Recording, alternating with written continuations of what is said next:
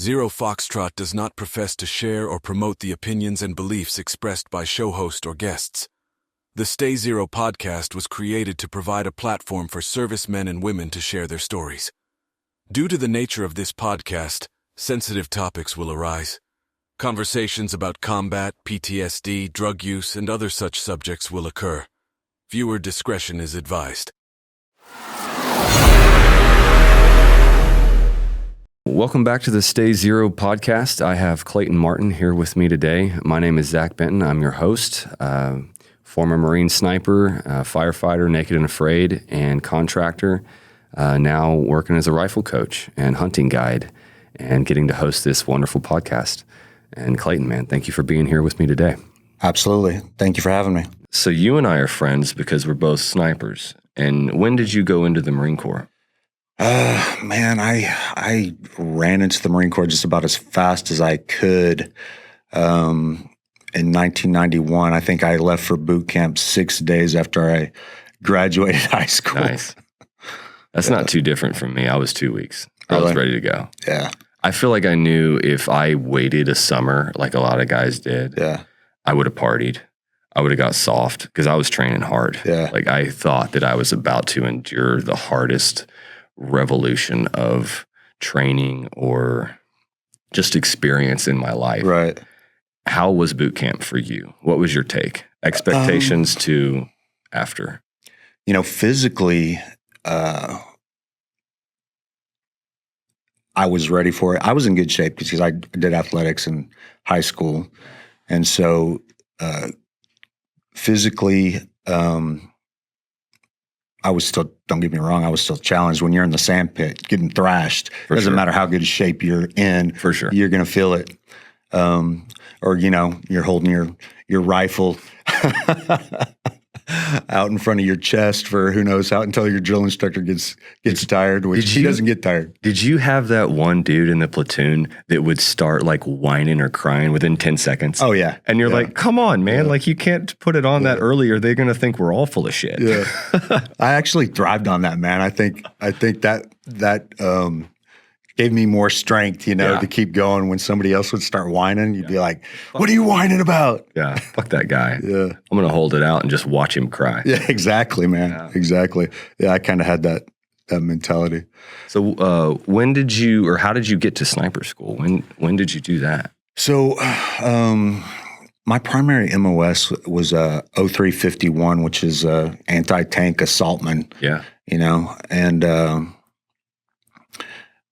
when I got to the fleet and got into my platoon and would get attached to line units, go out to the field, most of the time it's like I was stuck with the lieutenant doing, you know, anything but, because what do? You're carrying around a rocket launcher, right? You know, a shoulder-mounted rocket launcher, waiting to be, you know, okay, go set up over there. And I mean, you could go through a whole day of battle and get to fire one shot. Yeah. Or zero. Yeah. Right. Yeah.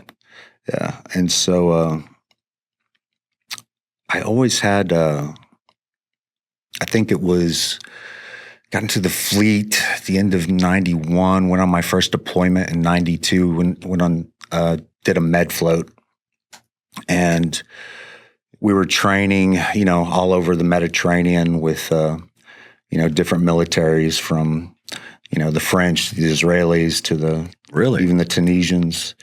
While you were an assaultman or after you got in the platoon? Yeah. Okay. Yeah. But I'd always seen these guys off in the distance, you know, wearing boonie covers, kind of doing their own thing, you know, in a small group, you know, out ahead of the battalion, out doing something cool, you know. Yeah. And I was like, who are those guys? Biggest thing for me was no one was fucking with them. Yes, yes. They were untouchable. Yeah. They were untouchable. Yeah. I was like, man, I want to be one of those guys. And had a good buddy named Domingo Godinez. Valentino Godinez, Sunday Valentine. And he would, you know, he had read probably every Marine Corps book there was, including 98 Confirmed Kills by Carlos Hadcock. And, you know, he would always lean in and be like, those are snipers, you know. It's like, you should do that. You'd love it. And so when we got back from this deployment, they were having an NDOC. And me and my good buddy Dills in my platoon, we were both like, man, we want to do something more. You know, we want to test ourselves, you know. And we had a battalion commander who, for whatever reason, decided we weren't allowed to take the stay NDOC. Really? He didn't want to lose us. It's like, you're not taking the NDOC. Man, there's something real to that. I remember, like, if they can't replace you, they won't let you advance. They won't let you try out for the recon NDOC. They won't let you try for the stay NDOC. And when I first joined, I talked with my recruiter, and I was like, what are the best odds of me actually getting to go and be a sniper? Because that was my whole plan. He's like, you got to be 0311. There's a million of you, and nobody cares if you leave. I was like, okay, you're the easiest one to replace. Assaultmen, hard to replace. Yeah. I think even mortarmen, a lot of those specialty MOSs, those guys struggle to go anywhere else because the battalion can't replace you. Yeah. And so you saw that? Oh, yeah, for sure. Didn't want to let us go. Luckily, just luckily, we had, he had leave for a couple of weeks and had a lieutenant. His name was Lieutenant Turner, was the acting CO while he was gone. And Lieutenant Turner played football for Boston College. He played with Doug Flutie. Oh, wow. And in fact, he was, after the Marine Corps, he was on the HBO series Hard Knocks. He's one of the, I think it was the defensive lineman coaches for the Miami Dolphins. I don't know where he is now, but when Hard Knocks was out, he was That's cool. on that. Yeah. Yeah, that's super But cool. everything with him was a football huddle, right? He was like, bring it in, guys, bring it in. You know, everything was a football huddle. And I remember one day after formation, he called me and Dills aside. He's like, hey, boys, bring it in here, bring it in. He's like, I heard y'all want to take the stay NDOC. Yes, sir. He's like, I tell you what, since I'm in charge, you guys go take that stay NDOC. And if you make it, leave it up with me. Leave it up to me. If you don't, you know, nobody needs to know. No harm, no foul. Yeah. Yeah, that's awesome. Yeah. And we did, and it was like just a brutal week-long indoctrination, you know, just no sleep, wore us out to the bone, you know. So I think that you probably had it worse than I did. You think? I absolutely do, because it was pre 9/11. And from what I heard from my seniors, because I was, you know, pretty new into the war, like we convoyed into Iraq at the time, was that before there was the demand of snipers for the war, it was just to make them quit. We are the gatekeepers. Yeah. We are going to make sure that 90% of these guys go home. Yeah. And we're going to break their dicks. That was the mentality. Yeah, yeah. Yeah, for sure. Even when we got to sniper school, that was the mentality. Right. Like, The instructors, yeah. I mean, I remember the first couple of weeks into the course, we weren't losing enough guys fast enough. Right. So we started getting up at 4 a.m., you know, 0400, and they would take us running through the woods. No trail, just running through the woods, you know, I guess to see if somebody would just break an ankle or something, you know, running in the dark through the woods. Yeah, man. You know, before breakfast and before actual PT started. Yeah. But eventually that, you know, guys just started dropping. We held in there as a platoon for a good while, I think longer than they expected us to. And then after a while, guys just... Do you remember how many you started and finished with? 28 showed up to the indoctrination, you know, when you start sniper school, they take you through their own little PFT and... Yeah, first thing when you get there. Yeah. PT test, land nav. A few guys dropped off that pretty quickly. I think there was 26 of us left. And then I want to say 13 graduated. That's about the same as mine. I think we had 12, something like that. Yeah. So what was, after school, what was your experience in the Marine Corps as a sniper? It was much better. Yeah. Just the quality of life and the way you were treated. You were perceived very different. Yeah. But you got that long gun. Yeah. Officers talk to you man to man, Right. You no longer were expected to, I was still a Lance Corporal when I went through school. But after, you're a sniper in the platoon, you're no longer expected to, pick up cigarette butts or things like that. So just that small improvement in your quality of life, makes a big difference. When you deploy, you get the best berthing areas, and, was it a top secret clearance that you get after? Not for me. It was just a secret. Maybe it was just a secret for me as well. I don't remember, but you're privy to a little bit more information, so a little bit more about. Were you attached to the intel shop? Because that was same. So you do get to work with the intel guys and figure out a little bit more what's going on in the battle space. Yeah, exactly. So that was definitely an improvement on your quality of life as well. And it's a small platoon, so everything's a little bit easier, a little bit better berthing areas, better training, more opportunities to train. The best opportunity, I don't know if it was like this for you or not, but it seems like the best opportunities for schools or training outside of just your unit training was before a med float. But when you were in, y'all were going straight overseas. Yeah, I never got to go anywhere but the sandbox. Yeah. Before a med float, they do the MEUs do workups and stuff like that. So there was those opportunities for, Ranger school and SEER school and jump school and stuff like that. But I got on after the med.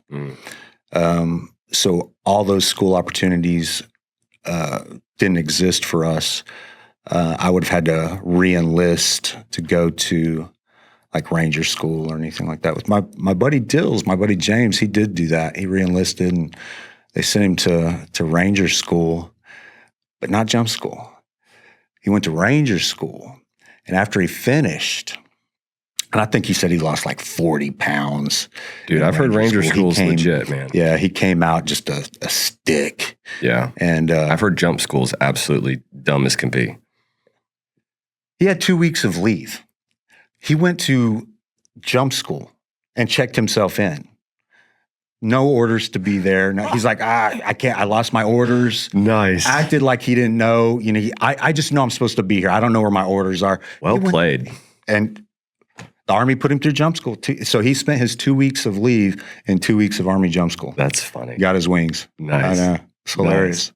I was lined up to go to SEER, and I was leaving on Monday. I was packed to go Sunday night, and my platoon sergeant came to my room and said, "Hey, Benton, the regimental commander said every Marine must go through Mojave Viper to deploy. And so we got to pull you guys out of these schools so that you can attend Mojave Viper." And I was livid. Like, I wanted to go to SEER so bad, which is probably why I did Naked and Afraid later, right? That was my scratch. SEER school. Yeah, that was my itch, right? And so I showed up Monday morning at Mojave Viper, which was, just this kind of 2 or 3 week desert training thing. And I was like, all right, we're here. Fuck you got for us? Yeah. They're like, oh, who are y'all with? I was like, sniper platoon. Like, yeah, we're going to use y'all as aggressors this week. So here's your AKs with blanks. You're going to run around and pretend to shoot at the Marines. Dude, I went from 0 to 10, and we fucked those Marines up all week. Like, we were doing shit as much as like throwing rocks down staircases and just yelling grenade. And they would dive out of windows and shit thinking it was a real grenade. Like, what are you doing? That's awesome. And oh man, I was so upset. But yeah, we lost some opportunities just from stupid shit like that. I guess that's the downside of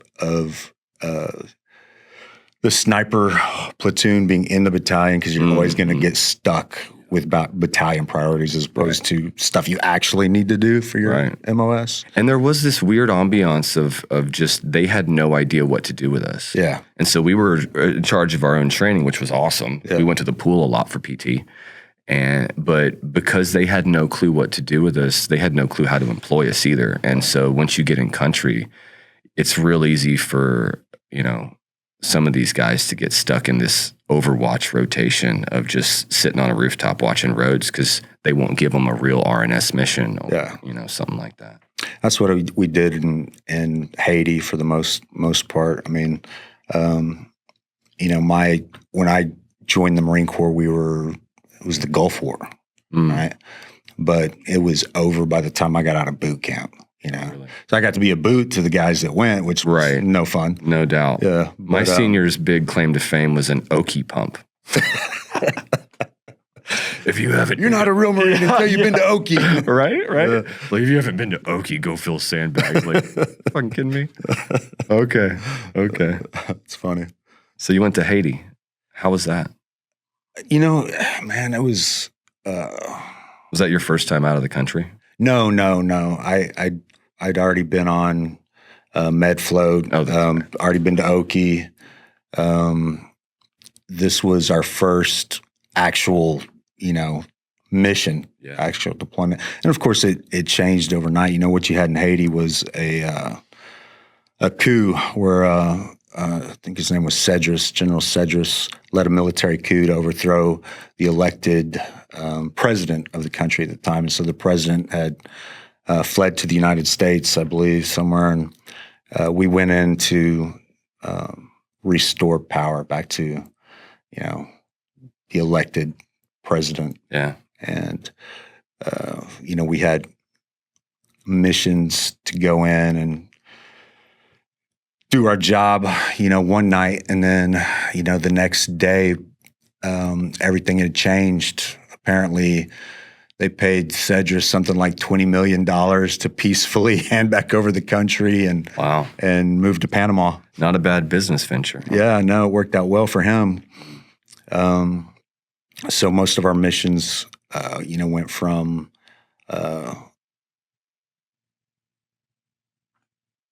war to peace, overnight. Yeah. And we did a lot of Overwatch missions, just, we'd go out in a town in the middle of the night with a patrol and just kind of fall off and go set up a position somewhere and, leapfrog while they moved. Yeah. What'd you go after Haiti? Did you re-enlist? Did you get out? No, I decided I was going to get out and go to college. Fun. It was a good plan at the time. Yeah.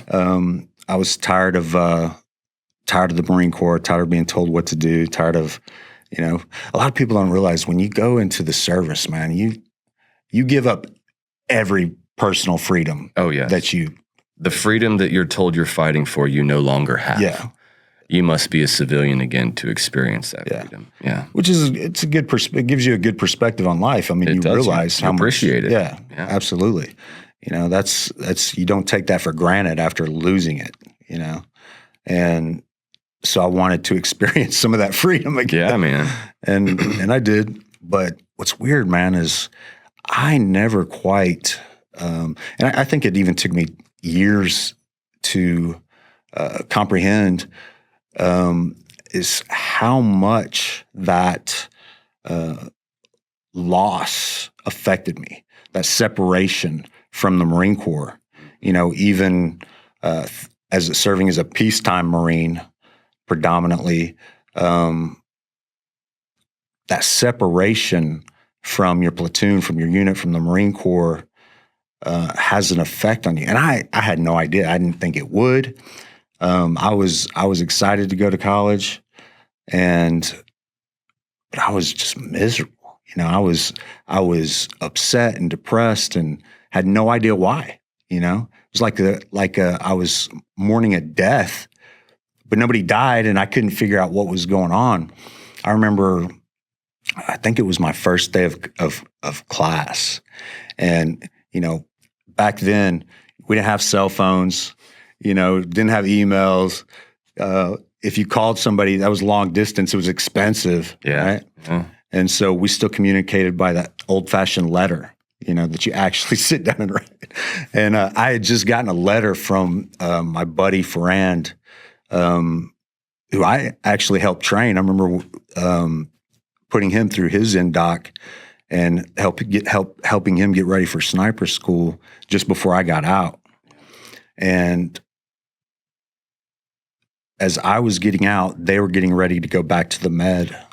And my platoon got called into, I think it was Liberia, man, where there was an attack on the American embassy there, and they sent my platoon in to help secure the embassy. And they got into a firefight. My buddy was shot, but stayed in his rifle, did his job, took out the enemy. And he's writing me about this, and I'm reading this, and I'm sitting there in class, and I'm looking around with these people that are younger than me that don't have, any clue what, life outside of high school and now their first day of colleges, and like it just overwhelmed me to the point where I felt this guilt, this unexplainable guilt. Like, I'm not supposed to be here. I'm supposed to be with my platoon, my brothers. I should have been over there. Yeah. What the hell am I doing? Which is a weird deal. Guilt's a weird thing. Yeah, it is. And that's kind of a simple on that scope of there's guys, and you might have experienced some of this survivor's guilt, Sure. And it's kind of unexplainable, right? Like, why do you feel guilty about surviving? Yeah. How do you explain that? But you do, and I would imagine that's an experience or an emotion that's tenfold what I felt. And what I felt was not comfortable at all, and made me question my choices. And I knew at some level I was on the path I needed to be, but it didn't stop me from, mourning my loss and my separation from the Marine Corps and that life. There's something to be said about, constantly being surrounded by, your brothers that will not only die for you, but kill for you as well. For sure. Sure. And I don't think anyone talks about the fact that you're going to mourn it. No. And you're going to go through all these layers of grief. Yeah. And you don't get to skip them.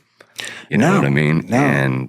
And you lose your family, your identity, your culture, your job, and your purpose all in one day. Yeah. When they hand you that honorable discharge and send you home. I remember it was super surreal for me because I got back from Fallujah, and it was a foot patrol in the Zidon with the left and right, the turnover snipers.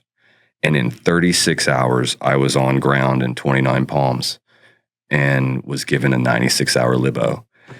And that was a shock. Yeah. And didn't go very well. And and 2 weeks later, I was sitting on my front porch at my parents' house with no rank, no job, no identity, a complete start over. Yeah. And it was like I had this 4-year dream from high school to 22. And it was the same chair, the same porch, the same view, but I was a very different person. Yeah. And it took me months to process that and figure it out. And yeah, they don't prepare you for that at all. No. I kind of think what if somebody would have told me, like, hey man, this is what's going to happen. This is how you're going to feel. I think I probably been like, yeah, right, man. I'm so ready to be a civilian. For sure.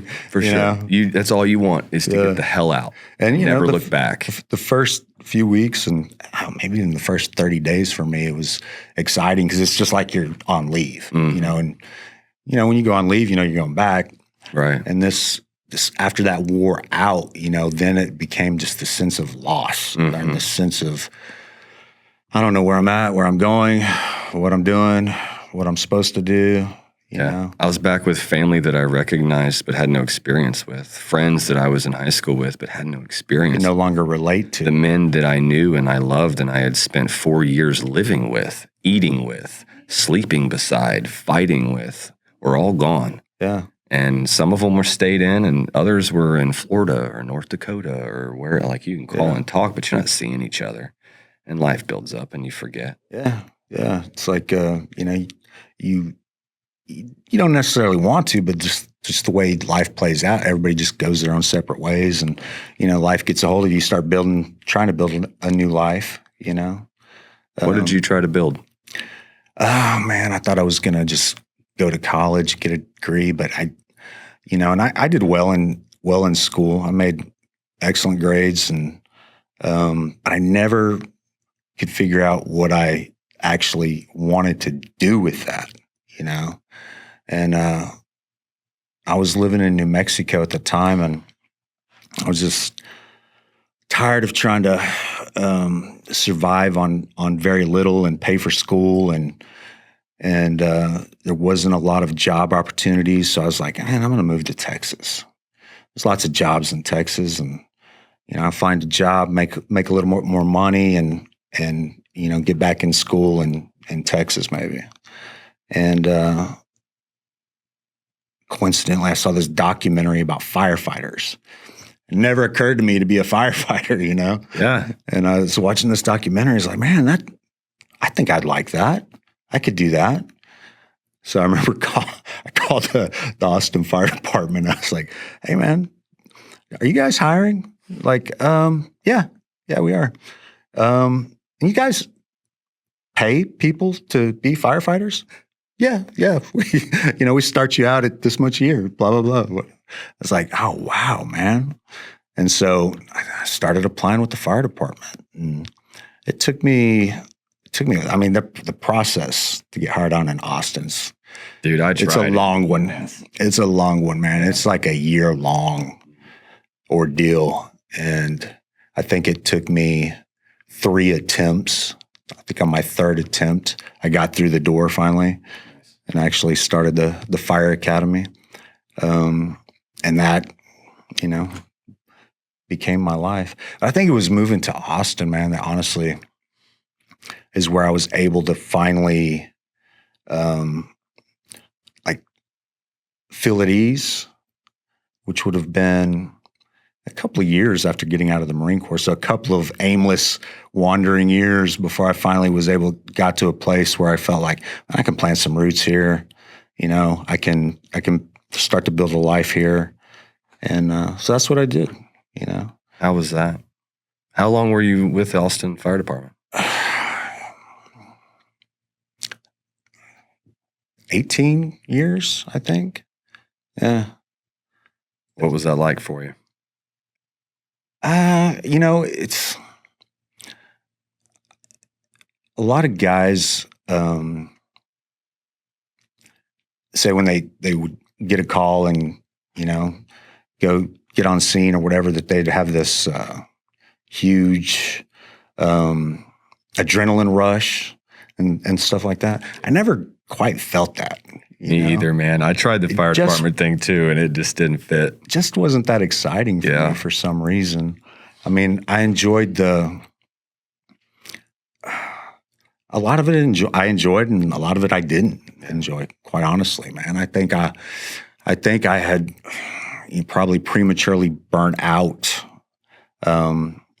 before life made decisions for me that I wasn't making. Yeah. If that makes sense. Sure. I think I probably prematurely burnt out and probably should have been looking for something else to do before I was forced to look for something else. Well, at 18 years, you were super close to retirement. Yeah. So that's the thing. And that's the kind of thing you kind of look at that pension and you're like, well, I can do a few more years. I can do a few more years, because, I had a family to support. And 18 years is an investment. It is. 2, 3, 4, 5 more is worth the grind. Yeah. Why didn't you finish it out?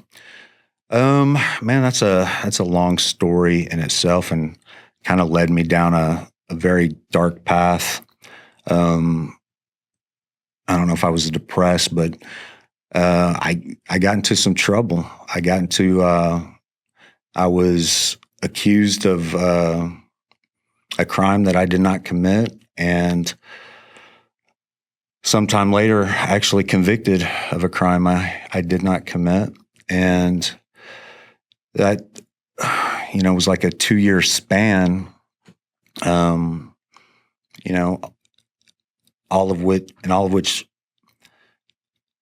of that time, I was still working with the fire department. The fire department actually did their own investigation and determined no wrongdoing on my part. I wasn't even disciplined for being arrested, which that's pretty typical. Just being arrested is totally getting disciplined. Yeah. But now they investigated and found no wrongdoing. But, I wasn't prepared for court. I didn't think it would be a big deal. I thought I would go in there and tell the judge what happened and that'd be the end of it. I was never worried about it. And, to the point where I would totally ignore any kind of plea deal offering or, anything like that. I was like, no, why would I, give the prosecutor a win when I'm not guilty? Yeah, why would I admit to doing something that I didn't do? Yeah. But, had I done that, things probably would have been very different. That's the leverage that they pull. That's the leverage they got, man. Nobody really quite understands the criminal justice system until they get wrapped up in it. For sure. And it is like quicksand, man. It gets a hold of you and it's hard to get out of that system. What did that do to your mind? That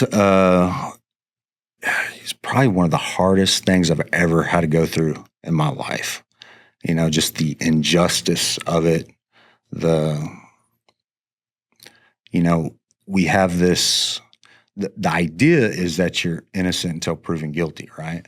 But the truth is, you get arrested for something, everybody just assumes you're guilty. They do. Right? And so that was very hard to do. I mean, it's humiliating. It's embarrassing. But then to get a conviction, now it's like, man, your life is over. I have to wear this albatross around my neck for the rest of my life, And the consequences, weren't dire. It's not like I had to do jail time or anything like that. It's not like I went to prison. And God, man, I feel you hear those stories about guys who spent 20 years in prison for something that they didn't do, who are finally, exonerated after spending a lifetime. Dude, I'm not strong enough to endure that, man. I barely got through what I got through. I was so broken and beaten and just, absolutely terrified to leave my house. I felt like I had been, my entire spirit had been just removed from my body, and it caused problems, but nothing compared to what some people have to endure. And I'm like, man, if I had it, I don't think I could survive that. But anyway, just the conviction alone, I guess the biggest consequence is that the fire department put me off without pay, but they put me off without pay indefinitely, right? So it's like, you're not fired, but, you can't work here and you're not paid. Yeah. Yeah. Well, we know you didn't do it. We're not going to fire you, but, we can't pay you because of this conviction. Right. You can't Yeah. All right. So, I took my retirement, and it's in the fire service, you can retire a lot younger than, you don't want a bunch of 65-year-old firefighters. Sure. So our pension system works a little bit different. And in Austin, we were vested after 10 years. So you could retire after 10 at 45 if you wanted to. And so, I took the pension that I had and, which was, it was a lot more than what I thought it was. It wasn't bad. And, tried to navigate, through life at that point with, once again, it's kind of like getting out of the Marine Corps where you feel lost, you don't have a purpose, your culture's gone. Well, it wasn't even on your terms. Yeah. I mean, that's a whole nother my choice. That makes it a whole different deal. It's a whole other grieving process. That kind of helped, that kind of led to that spiral. We had discussed that before where, I'd felt like my life wasn't my own. I had no control over it. Somebody else was pulling the strings, and I was just a puppet, you know? And it was just a series of life events. We have talked about that before, and I didn't put that context together of your wrongful conviction and feeling like you're just this puppet for a prosecutor to build his career on and get a win. And then this feeling of this life isn't for me. Must be for somebody else. Yeah, exactly. And that's, it's a horrible feeling, man. I bet. There's a lot of comfort when you can make plans, set goals, and work towards achieve those goals. And I was down that road, and I saw that, and that was all taken away. The decision was out of my hands. Life decided that was not the path for me, and I was going to take another path, And what path? I had no idea. I was totally lost, You go through life and you come across these setbacks, and you can look back on that and see how the difficulty that you faced led to the outcome of where you're at now. And looking back in my life, I could always see things worked out for the best. You can't see that at the time, but after some time passes and you realize, hey, that actually worked out for the best. And so I tried to come at it from that angle, but it was still difficult to do, man. And I was just, even after years had passed and life had improved,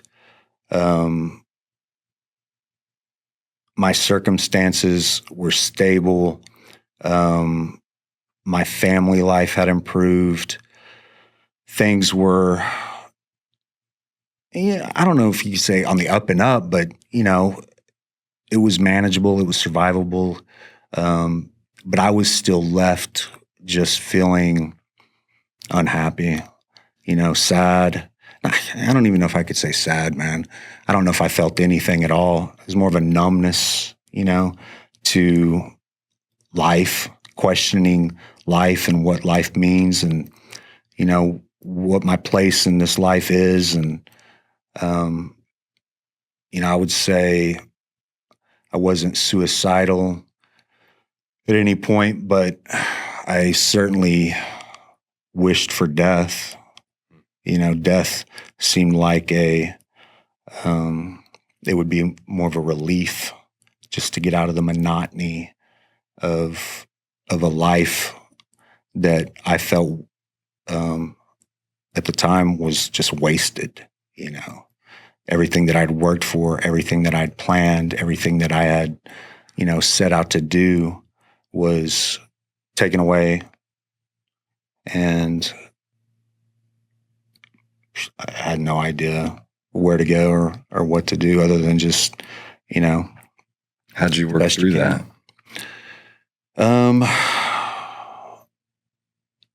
I think I'd tried different things, therapy and, stuff like counseling and stuff like that. I can't say it did, man. I would, I think it kind of made things worse. Really? Yeah. And I'm not disparaging therapy. I'm not, I think it works for a lot of people. Digging up all that stuff to make you feel better, right? Things, man, it didn't make me feel better. Me either. There's things you see in the fire department, horrific things. You're showing up on somebody's worst day of their life, right? And a lot of times, I would say most of the time, it's after the fact. It's after it's already happened, There's one year in particular, I think it was the highest number of traffic fatalities in Texas. And I remember this, it seemed like every single shift we were pulling mangled bodies out of cars, just these horrific car wrecks. And it was like every shift, man. And it just the gory, mangled, lifeless corpses. And every once in a while we could get somebody back, get a heartbeat, right? Get them to the hospital. But you never know what happened to them. I always felt that it was so weird that, we'd do chest, we'd do CPR, we'd pull somebody out of a car. We had such a pivotal influence on that person's life for an hour and then never see them again. Yeah. I was like, I never would find like out to how go to the hospital and find out what happened to this person, right? Like, never find out how the story had an ended for impact them. on my heart. Yeah. But I have no clue if that person lived or died. Right. And I'm supposed to just carry on, put it in the box and just keep moving. And that box gets fucking heavy. Yeah. Yeah, it does. Well, I remember that year in particular, that was difficult. I remember getting to work one day and I had to stop, man, and just breathe. And I was thinking, if I have to see one more dead body today, man, I'm going to lose my shit. Like, I'm sick of seeing dead bodies. And fortunately, shortly after that, it seemed to subside and, it wasn't as intense. That was just I don't know what it was about that period and just the flow of things, I guess. But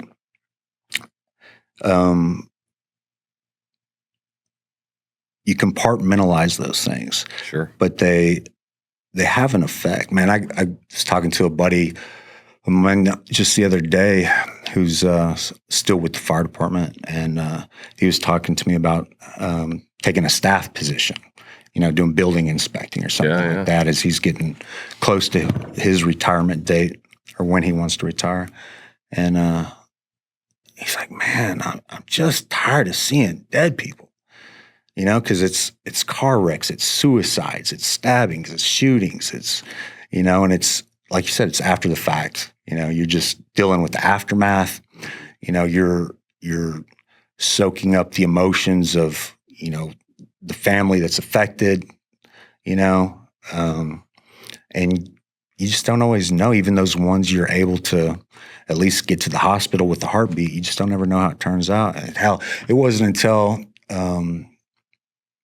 I was out of the department, took my pension, and was, on to whatever else, that I found out I had 2 Phoenix Awards.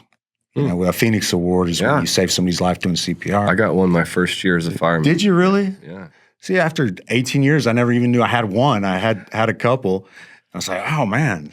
You find out I did make a difference, man. Yeah. I saved 2 of them. Yeah. I used to tell people, I've done hundreds of CPRs and never saved one. I can't say that anymore. Yeah. Got good. 2 at least. Yeah. What did you do to work through that? It just, honestly, it didn't bother me that much unless I talked about it. So, therapy didn't really, therapy just seemed to stir things up, man. It didn't really seem to solve alleviate anything. Or, no, it helped me to organize my thoughts, to have someone kind of force me to talk about it some. But I remember a PTSD evaluation through the VA that took me months to get over because they wanted to know what's wrong with you. And it sucked. Like it took me months to get over that and to feel like I got back to where I was when I walked in the door. Right. I had to climb myself back out. Yeah. And I was like, fuck that, man. I ain't doing that again. Nah. Some things are better left unsaid, I think, man.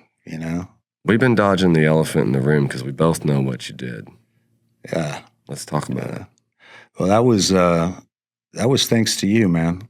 We had conversations about psychedelics and psychedelic therapy and years ago. And last year, you did a retreat in which you got to partake in some psychedelic therapy yourself. I did. And you told me about it. And I was like, man, that's awesome, man. I'd love to do that. And you're like, well, You want to go? And I was like, well, yeah, but there's no way I could. I can't, I don't have the money to, leave the country and the time. And, my wife is probably going to be like, why, we can't do this. And you're like, no, man, it's right here. It won't cost you a thing. And you gave me the contact information and set me up. And it was about this time last year that I had my first psychedelic experience with the Healing Warrior Retreat. Yeah. And I just got back on Sunday for my second, so it's still raw for me. We're going to have to talk about that. I don't know how much time we have, but we're going to have to go into that a little bit. So we can. I'll say this. Tell me what that experience did for you. That changed my life. Really? That changed my life. It was, the psychedelics themselves, the psilocybin and then 5-MeO-DMT were both very different, both psychedelics, but both very different experiences. I think the psychedelics, so you get to the retreat, meet everybody. They walk you through what you're going to do, what to expect. And then, you take what they call a heroic dose of psilocybin given to you, and they mix it up in like some juice. You take that, you go lay down on a mat and lay back and, surrender. Yeah, surrender. You're on a ride at that point. And for me, I remember the feeling of coming out of that and just feeling clean. Like I had dropped 100 pounds of negative emotions, from my soul. It changed my life. It made me excited about life again. I think going into it, you set intentions, and one of the things that I wanted to get out of it was just being able to feel joyful again, to feel happy. It'd been so long since I'd felt any emotion other than just anger. Yeah. That I really couldn't remember what just being joyful was like. And that treatment gave that back to me. It made me excited to live again. And it was exhausting, but it purged my body of the negativity, the bad emotions, the stuff I was carrying. I was able to let it all go. And then that's what the psilocybin was like. And then the 5-MeO-DMT was, I would say, the most profound spiritual experience of my life, where, it's hard to explain, but I feel like ineffable. Yeah. I feel like I went to another realm of existence it was more real than, what this is. It was the most beautiful and intense, overpowering, blissful experience of my life. And, I got to have a conversation with an entity, whatever, whether that was my own psyche or whether that was God or what, I have no idea. It doesn't matter, because the impact, whatever that was meaningful. Yeah. And, I got to have a discussion about things I was concerned about, and I came out of that without a worry, and it's like my faith in this existence had been restored, my faith in humanity, my faith in, my own life, my own existence had been restored and given back to me.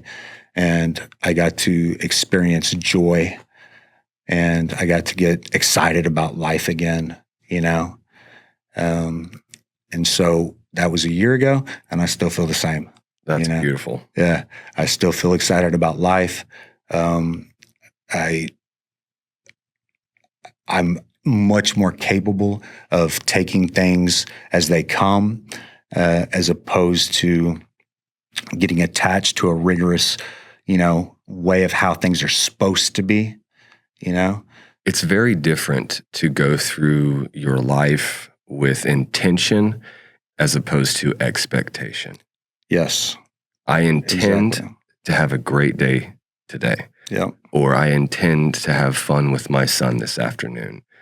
If I come at it with the expectation of I have to have a great day today, or I have to have fun with my son today, if anything happens, if he has a meltdown, if I get a flat tire, anything happens in that day, that expectation has now gone to disappointment. Yeah, exactly. I can do it with intent and go where it leads me. Yeah. Because it's okay if I don't quite get what I intended. I tried, and we made the intention, and I tried to hold my mindset toward my goal for the day. But if I set that expectation, the odds of it being a disappointment. Yeah. And through the roof. Expectations often lead to disappointments. Absolutely. Because, things, other people don't often meet our expectations. Well, they don't care what your expectations are. So when you get attached, you have this attachment to an expectation, you're likely to be disappointed. Yeah. And if you allow that to affect, your brain space, if you allow that to affect your day,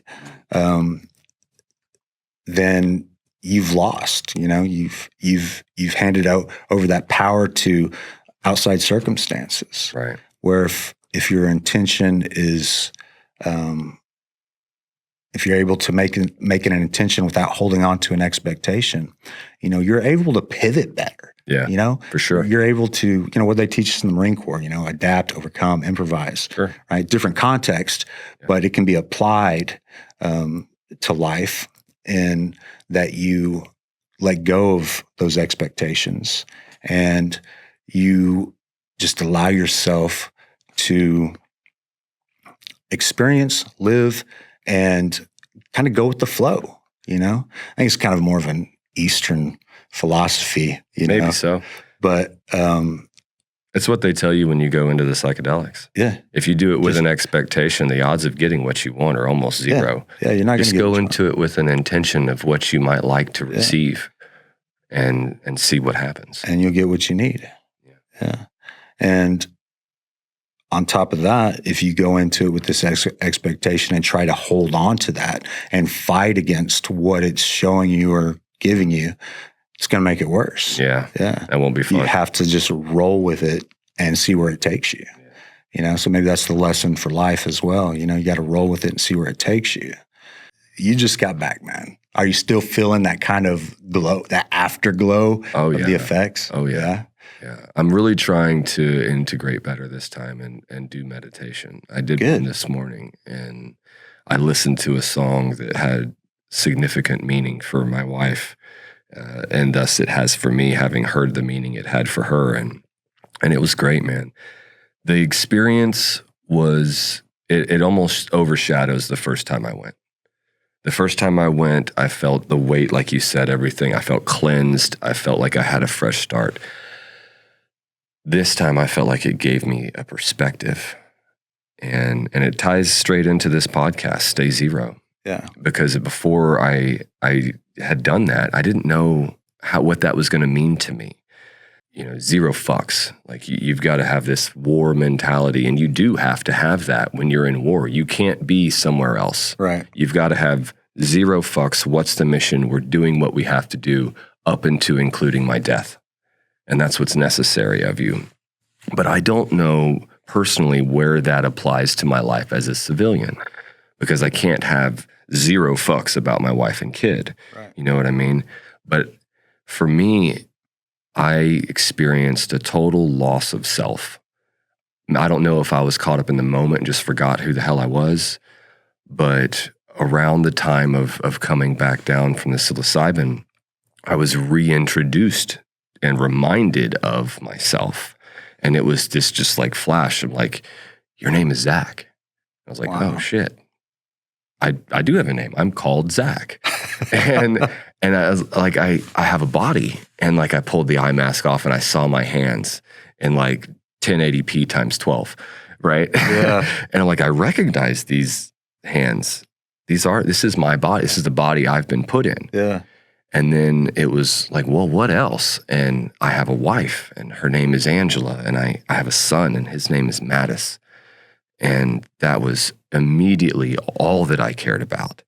And I was like, where are they? Like, oh, they're at my house where my parents are at. My Carla and Steve are my parents. And they raised me on this planet, Wow. right? And then it didn't stop. The introduction just continued with, you work at the FTW ranch. And I'm like, I don't care. Like, get that out of my way. Like, bring me to my family. Yeah. And I was like, oh, no. You have a podcast. I'm like, damn it. It's like, you're working on a movie script. Don't care. You have Facebook. And then it was just like, oh. and it's like Instagram. And all this shit was just noise that was building up and it was covering my family. And I didn't know what the hell that meant. And until, it kind of wore off and, you're wobble-legged. You look like a baby deer trying to walk. Yeah. And I tried to leave a little bit early because I remember what you were saying. Like, everything's still kind of moving, but I have my wits. Right. And I walked down the road to this nature area where there's a rock waterfall, but the riverbed's dry. And there's this big oak tree and these pool lounge chairs, and there's nobody around. It's just me and the birds and the beautiful nature scene. And I kept like, stay zero. It just kept repeating in my mind for some reason. Like, what does that mean? Stay zero. And for me, it was when I am perfectly aligned with the things in my life that mean the most. In my death, the only things I cared about were my family, were my wife and my son. Right. That volume knob and that noise in my life is at 0. When I pick up my phone, it goes to 1. Yeah. When I click on Facebook, it goes to 2. When I'm arguing with a stranger over some bullshit that means nothing, it shit's at 10. Yeah. You know what I mean? And I do. filled my life with all these distractions and all these things and all this noise to keep me entertained, to keep me numb from the shit that I didn't like, to distract me. I'm just playing in all this noise. And when I get to the end of my life, I'm going to turn around and wonder where the hell it went. And I had lost all that time with the 2 people that meant the most. Yeah. And that was a gift. I went home the next night because they take your phones, right? I went home the next night. I went through my Instagram. If I didn't know you or you weren't involved with farming or something that I'm doing to improve my life, you got eliminated. Yeah. Getting rid of the noise. Getting rid of the noise, man. Yeah. Staying at 0 as much as I possibly can to ensure that I'm maximizing my experience here. Man, that is an interesting perspective on that. I like that. I like that a lot. Yeah. Would you say that your experience this time around was more of a spiritual? Oh, yes. I became very aware that this is just the body that I've been given to experience this life. It wasn't me. I had to be reminded that I was in it. And I just don't know what happens when you die, but that was what I felt, that I'll leave that body behind and wherever I'll go, I don't know, but I had that sudden appreciation of time. Right. And I just wanted more of it. And then I was given it back and told, quit listening to the noise. That's fascinating, man. Was there anything in particular that made you want to go back to the retreat? Was there something that you were... Man, I had regressed. And I know, like, my wife and I had fought about how much time I was spending on my phone. And I'm like, woman, I am an adult. I'm a grown-ass man. We ain't doing nothing. If I want to sit here and scroll through my phone and talk to anybody the hell I want to about whatever I want to, like, what are you doing policing my time here? Yeah. You know? And she got it before I did, you know? And I'm really grateful that I received it, because when I told her that, she cried. Really? And she's like, I've felt that for a very long time and had no idea how to communicate it to you, because I felt like she was trying to control me. Yeah. And I had gotten super reactionary with my son, and I don't want to be that way. Right. And he, you know, Dad, do this with me. I'm like, man, I got shit to do. Like, I'll play with you when I'm done with this. And then we're playing, but I'm not there. I'm thinking about what else I need to do. I'm like, okay, we'll do this 3 times, and then I got to get back to work. And if I keep doing that, he'll stop asking. And so we played football last night for an hour and a half, and I bruised my feet, and I'm covered in stickers, and I'm sweaty as shit.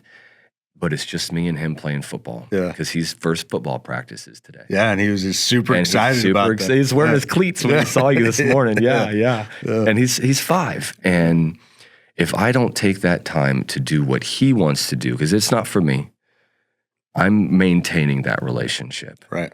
Because if I ever stop saying, yes, I'll play with you, he'll stop asking. Yeah. And then I'll be 50 and he'll be 30 and he'll have a family, and I'll wonder why he only comes every other Christmas. Right. And that's true. You know, I'm going through it right now with my own dad. Yeah. Yeah.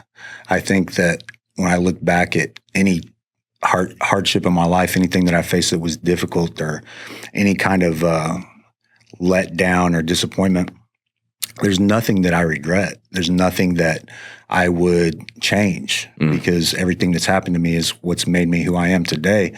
The only regrets in life that I have are not spending enough time with the people I love. You know, not my kids are grown now, and luckily we're still all close, and I get to see them often.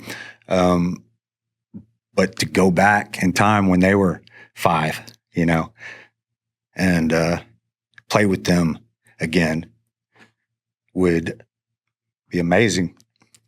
But that being said, you know, I'm excited about having grandkids someday. Man. You know what I mean? Dude, that's round 2. I think. Yeah. So, yeah, I think that the only thing when the older you get, the only regrets when you look back are, you know, not those quality time, not that investment in quality time, because you're working so hard, you know, to try to do this, that, and the other. But at the end of the day, at the end of your life, at the end of your time here, you know, the only thing that really matters is those personal connections with your friends and your family and your wife and your kids, and, you know, the people that actually mean something, the people that you actually care about that actually care about you. You know, that's the only thing that you can regret. You know, the only thing I wanted. Yeah, that's the only thing that you can look back and say, man, I wish I would have had some more time to do this or enjoy that. And, you know, so anytime going forward, you have to be able to capture those moments, right? And stay on track with that mentality. Like, oh, I need to put my phone down and be present, absorb this. Turn the TV off and play a game. Yeah. You know? So, and it's hard to always remind yourself of. It's very hard. When you feel like, you know, time is infinite. You know, and you can always do something tomorrow. You can always catch up next week, right? I had this very weird change of verbiage from, and I don't know why it even popped in my head, because I always ask myself, what are you going to do today? And for whatever reason, when I got out, it was, what am I going to do with this day of life? Which was a different question. Mm-hmm. It was acknowledging the existence of it as life, while also the fact that there's then death, and it will end, and you will have a last one. So what are you going to do with this one? Yeah. And it ain't watch TV. That's a big difference, huh? Yeah. It's we haven't turned our television on, and we've agreed to, when our house is done building, we're not putting one in it. Is that right? Yeah. Wow. That's probably not a bad idea at all. If I need to see something, I can see it on my phone or my computer. I don't need a giant big screen television for us all to zone out on. Yeah. We've got TVs for our entertainment, of course, but we got rid of cable a long time ago. So I don't have cable. I don't watch the news, It's all what you do with it, Yeah. YouTube can be toxic. It can be a gift. It's how you use it. It's what you want to look at. And I'm sure we'll end up getting one. We're just talking big right now. So going back to the retreat, I guess Scotty was there. Cindy.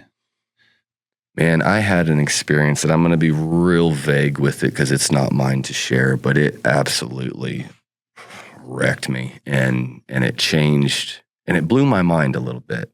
I went and sat for somebody at the retreat. He's a retired Navy SEAL, and he had the experience that he had, and during it, I heard him say, like, what the fuck have I done? And I got scared for him, like, did you do too much? Because this is new for me, like, and I'm like, uh-oh. And then I heard him say, like, I killed all those people, and I'm so fucking sorry. And he just cried. And I felt that. Yeah. And I started crying right beside him. I held my bearing because I didn't want to have an influence. But I felt those words. I've said those words. And I felt that desperation in his voice and that sorrow and that pain. And when he pulled out, when he came out of it, he crawled over to me and he could see my face and his face. Wow. And he held my hands and we were both like Indian style, just face to face. And we leaned forward and put our heads together and just cried together for the Marines that we had both lost. And he had expressed a story of a team or a group that had gone down in a vehicle and never come up out of the water. A whole truck of Marines were dead and drowned. Wow. And I didn't express my connection with that toward him. This was for him, not for me. But I went to December 1st, 2005, where 10 of my friends were killed in the same day. Wow. And processing that has been years of survival guilt, like you said, of confusion, of anger, like all the grieving steps. I stayed at anger for a long time. Yeah. And anger's the easiest emotion, I think. For me, it definitely is. For sure. Forgiveness and acceptance, I don't know. I mean, I should work on that and get there. I think I've accepted it. It's a hard one to forgive because I feel like it was completely out of stupidity that it occurred. But yeah, man, we sat across from each other and he held my hands and our heads were together and we both just cried for that loss. And then went back and had dinner. And now, was this on the same day that you had your psilocybin? No, this was the day after. Okay. I had done 5-MeO earlier that day.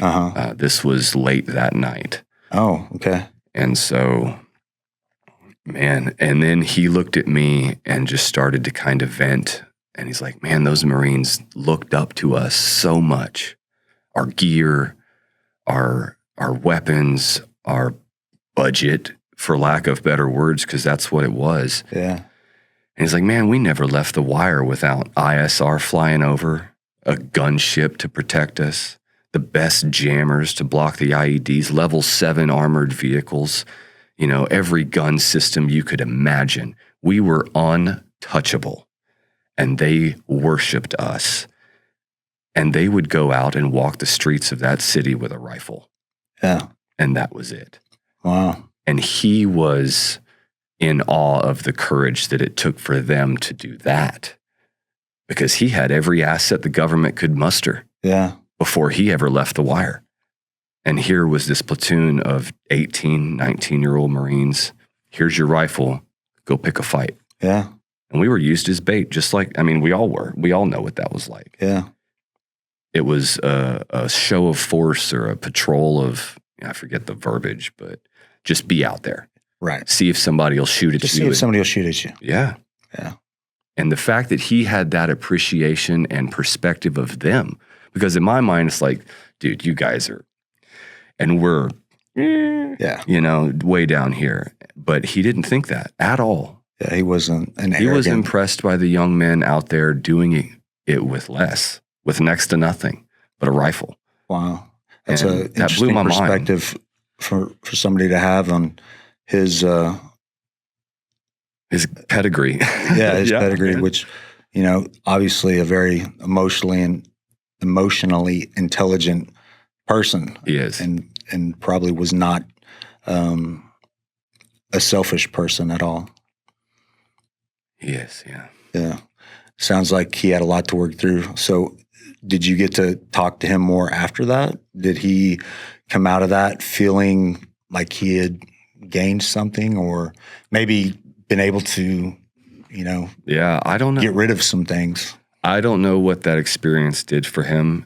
It wrecked me in the moment. Yeah. And so I was just there to listen to him and then try to bottle all that emotion back up. Yeah. It's like I had just gone through, you know, my own experience trying to become a better father, and then, you know, kind of got thrown back into, you know, that loss that I experienced on December 1st. And I wasn't ready for it. No. I wasn't, like, nothing from my psychedelic experiences ever really had to do with military. None of it did. And I don't know why. I'm sure that stuff's coming because I don't intend to stop. Yeah. But no, we didn't talk too much. He could see that I was pretty upset too. Yeah. And we just Sometimes hugged, you man. don't have to talk. We don't need man. to. Sometimes you just We just gave each be other there a for each hug, other. and we held Yeah. each other and cried for 5 or 10 minutes, and then we were both starving, and so we went and ate dinner. And How many people were at the retreat this time? I don't know how many were. There was, I think 10 or 12 is usually, maybe 10 or 12 is usually the participant number, and so there's quite a few staff there to help as well. Yeah. For obvious reasons. Yeah. Now, so that was your psilocybin experience. Mhm. You said you did 7 this time? I did 7 grams. Yeah, Wow. it was beautiful. Now, how was the 5-MeO DMT? Did you do that the next day, the following day? I did. And the first time I did that at my first retreat, that was one of the worst experiences of my life. I felt like I was laying at the bottom of the ocean, drowning. And I've almost drowned a couple of times in my life, and that panic, that fear of I'm not going to make it to the surface of the water. This is the last of my life, right? Yeah. That hypoxic panic. I felt that energy and that feeling, but I could breathe and it didn't go away. And so this time, you know, I took the first inhale and I laid back. It was very light, just to kind of reintroduce yourself to the medicine. And I sat up and I was like, yep, there it is again. I was like, bro, I got to be honest. Like, I really struggle with this energy. It's interesting what different DMT experiences we both had. Very different. For sure. And he looked at me and he's like, that's okay, man. Just surrender. Yeah. And I probably took a couple minutes and was just like, you know what? Fuck it. And I just told God, take me.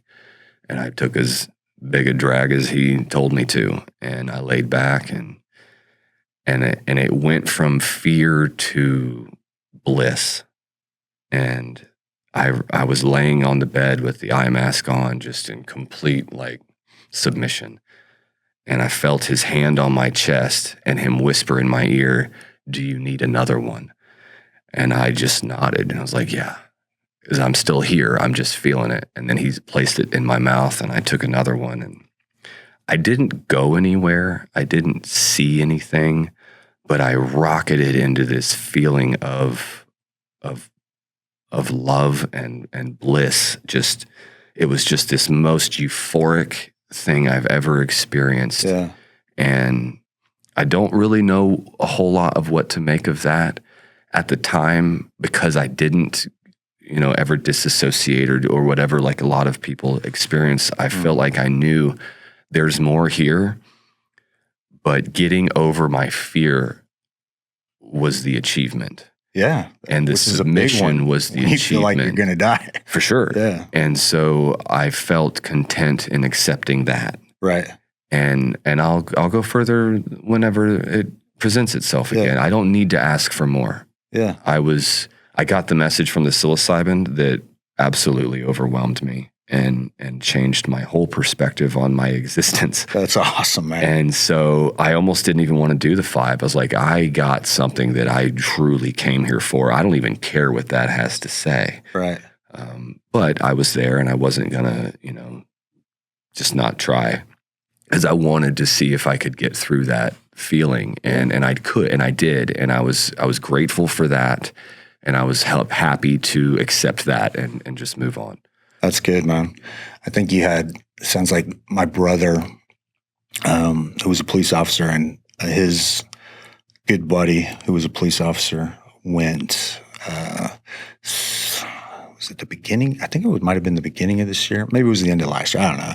I can't keep up with time anymore, man. Every day just kind of blends together. But my brother sounds like he had a similar experience on the DMT, but he just explained it as like this overwhelming feeling of bliss and this feeling of connected, being connected to the universe. Yeah.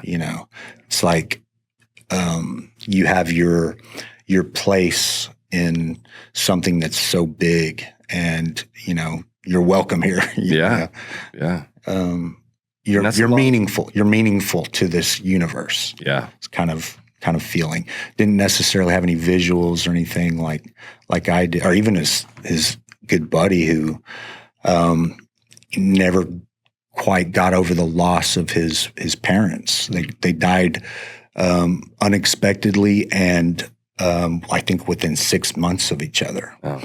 And when he did the 5-MeO DMT, he said he got to go talk to him, and sit down and have conversations with him.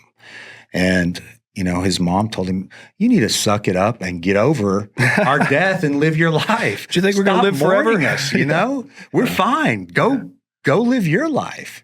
Don't use us as an excuse to, You're still there. Yeah. Enjoy it. Yeah. Keep writing your story.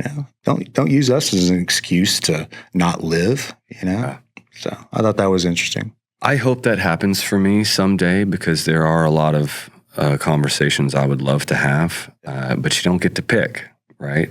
No. So you get what you get, and that's right. You move along with it. Like we were saying before, you can't have that expectation, because right. You're just going to disappoint yourself. And it's only, I had such an amazing experience the first time I tried the DMT. I'm almost would be scared to try it again, because I'm probably not going to have that same amazing, or I might. Who knows?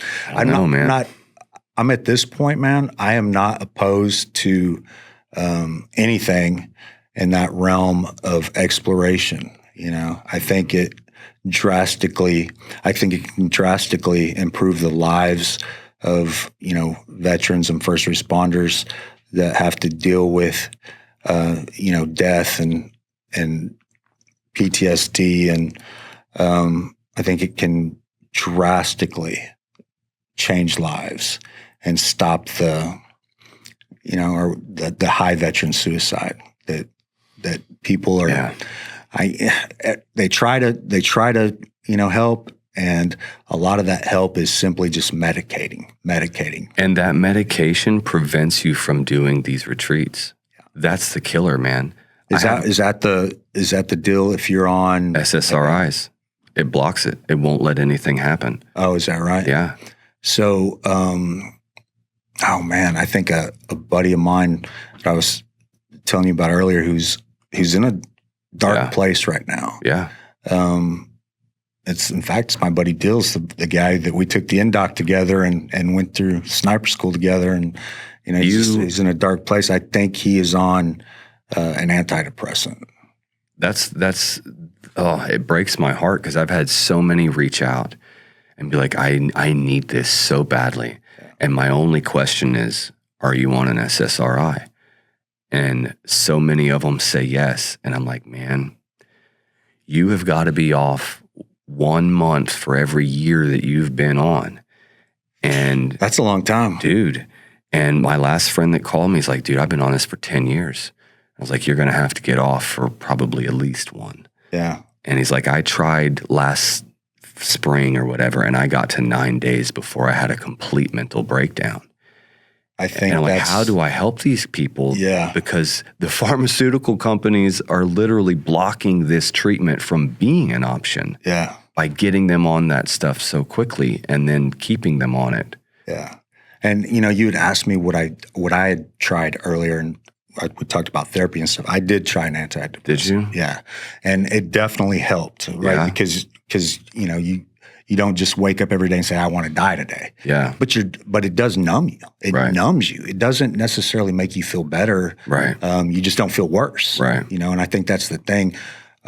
These guys talk about when they get off of it, they just feel worse. They want to end it. Absolutely. You know? So not convenient for the pharmaceutical company. Yeah. But at the same time, man, you're not feeling anything. You're a zombie. You're just numb to everything, you know, mentally, physically. Right. It just doesn't, it's a Band-Aid is all it is. It's just a Band-Aid. It's not helping you live your best life. And it's amazing what the psilocybin does. I don't need, like they call it magic. It must be.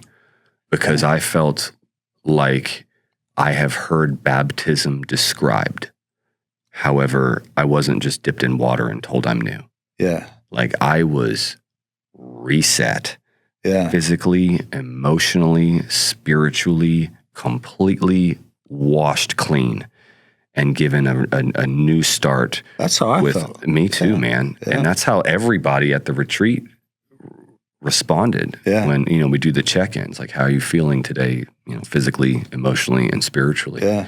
And as the retreat goes on, it's incredible the transitions that you hear from people because everyone there is there for trauma. Well, I have never experienced such an immediate, profound experience that you can, and it does. It sounds like magic. You know, it's any technology that's, especially technology that's not totally understood, is magic until it is, right? Right, right. And so, you know, yeah, it's magic right now, but it can also just be a technology that we haven't figured out how to utilize to the best of its benefit. There's a lot of legislation that's being moved around. There's a lot of people having these conversations, and I'm really glad to hear it. Yeah, and I hope that the pharmaceutical companies get their fingers out of the politics enough that it's presented as an option for people. Yeah. And I don't know. Religion has always been hard for me. I've always felt like there was something to it that was malevolent, and maybe it's just the business side of it, right? But I've come to believe that whatever God put us here knew the capacity of man for pain and for trauma, and put that stuff here for us as medicine to heal us. Yeah. That's just my head. I would agree with that totally, man. You know, there's no telling what the potential for psychedelics is if it's ever fully realized and fully studied and fully, you know, developed into what it could be. But just what it, like historically, you know, for thousands and thousands and thousands of years, you know, mankind has used it to improve their situation, you know, and then it was demonized and made illegal and, you know, everything else. And now it's like you're seeing this gleam of hope that it's going to be reintroduced, you know, back into society, you know, and I think it's something that can truly make the world a better place, you know, by, cleaning us and allowing us to live again. Well, imagine if everyone tomorrow had that perspective of, man, the news, social media, all this crap, all this so much noise in my life that I just need to stop paying it. Like my family's who I care about. Yeah. You know, whatever, you know, their priority is, but it's not the noise. Right. I think it would change the world. I think it would change our culture entirely. Yeah, absolutely. I would love to see a holiday like Christmas where everybody resets. Everybody does a nationwide reset. Yeah, It New would change Year's Eve. It would. New Year's Eve. There you go. It's this Well, is our New Year's Eve tradition. It's kind of what we're already doing, right? Yeah.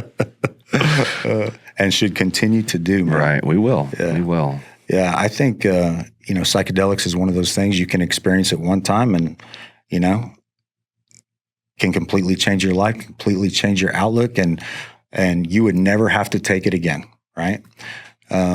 Or, like you said, you were feeling like you had kind of regressed and you needed to go back and put yourself through the cleanser again,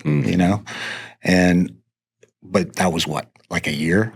And, in between, I think we've experimented, dabbled a little bit in the psychedelic realm. Enough to make me comfortable and capable to submit was exactly what it was, because I had never done anything like 7 grams before. Yeah, that's a lot. That's a lot. Now I have to. Now I'm like, man, I got to do that, But I think each time you partake, right, take it in, experience it, you have a new experience, a different experience. And, there's no telling how much built up trauma in our bodies exists, that you build up over a lifetime. How many times do you need to do it before you can cleanse that? And I think just listening to your body, listening to yourself, when you feel like, hey, man, I'm starting to feel like I did before, it's probably time to go journey again. And I know what all I haven't touched on yet. I know what's in there. Yeah. And I'm happy to make that more of an annual cleansing and just see what I can remove from my soul and my heart and open myself up and be a better person and be right. A source of love and inspiration for the people that are around me. Right. Instead of a hard asshole. Yeah. I would say there's definitely things that have hurt me in my life that, man, didn't seem like was discussed, right, when I was under, if that makes sense. Yeah. For sure. So I would say, like you said, I know there's some stuff in there that still needs to be dug out and removed, Yep.